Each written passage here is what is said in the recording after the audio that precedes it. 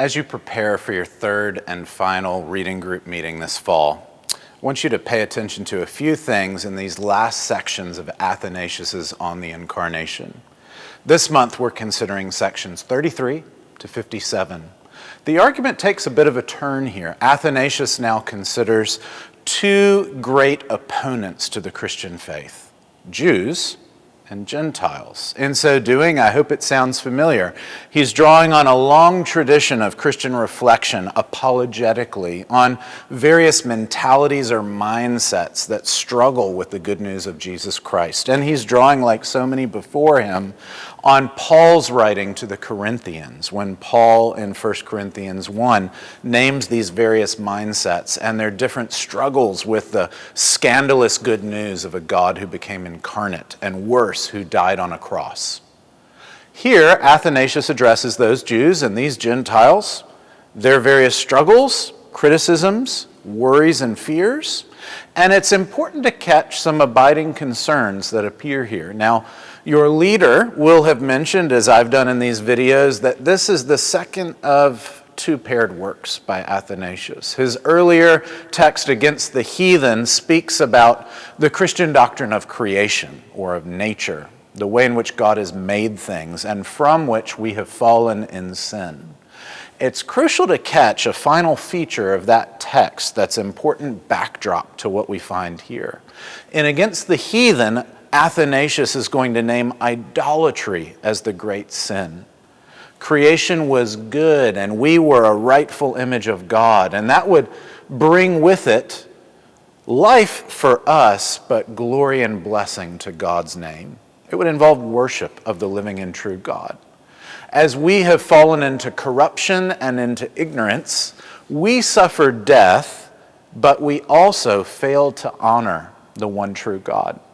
We worship idols. We fashion gods out of various created things that in the beginning he gave as good gifts. We have committed two great sins. We've turned from him the fountain of living waters, and the prophet tells us we have fashioned for ourselves broken cisterns that cannot satisfy and will not last. Here, in On the Incarnation, Athanasius turns to the promise that we would offer rightful worship. In fact, he observes why it is that idolatry at his point in time is actually on the wane, because the gospel of Jesus Christ is advancing.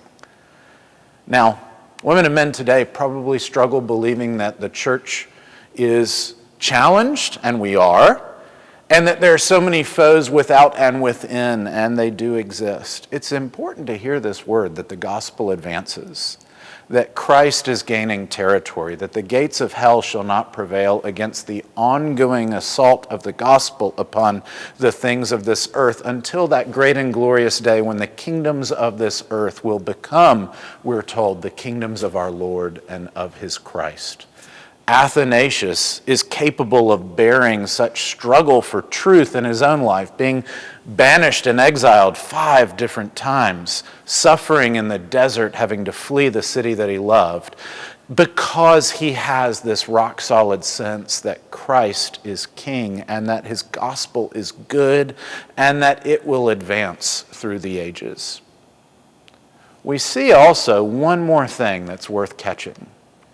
As Athanasius addresses these various mentalities or mindsets that can cause people to hesitate at receiving the good news of Jesus Christ. As he addresses those Jews and Gentiles, he speaks of the importance of character.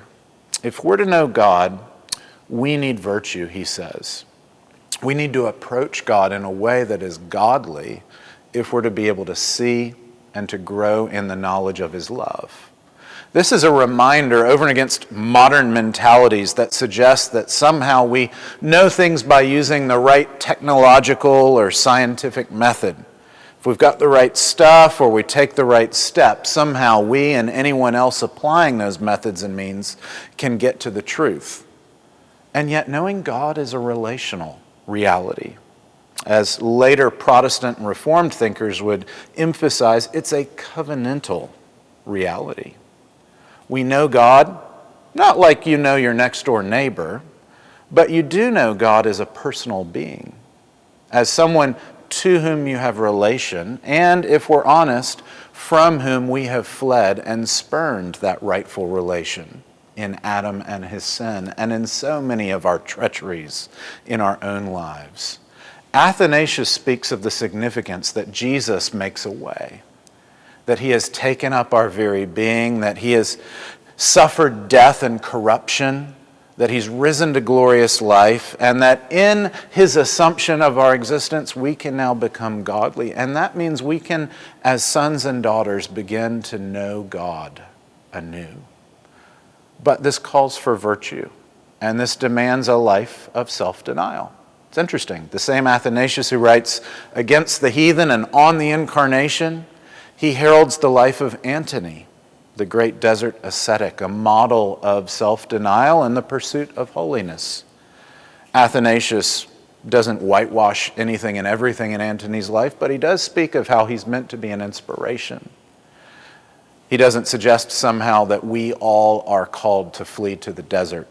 In fact, Athanasius is a model of charting a rule of life to be lived within the city, to be for the betterment of our neighbors, to be lived wherever and whenever God places us. But he does commend the importance of pursuing godliness and of reminding us that we will not know God more and more if we do not pursue God prayerfully, worshipfully, faithfully. As you gather for this last reading group of fall 2022, I'd encourage you not only to consider the way in which Athanasius has helped us perceive Jesus and his critics, but also the way in which Athanasius begins to help display how we should understand Jesus and the Christians who grow in knowing him. In what ways does that challenge you? How does that call you to new conviction and to new commitment to follow after him? Pray that in this month and these gatherings, we would all better perceive not only the glory of Jesus Christ, but better know what he's calling each of us to as well. I trust that your discussion will be beneficial, and that as you wrap up reading and talking through this great text, you'll know more about the one who came from heaven to give us life, the only one in whom we can find the way, the truth, and the life. And in knowing him, you'll better understand the many and manifold realities of life, of the wide world around us, of our very selves, and of how we can live in right relationship to God, pursuing godliness here and now, wherever he's placed us.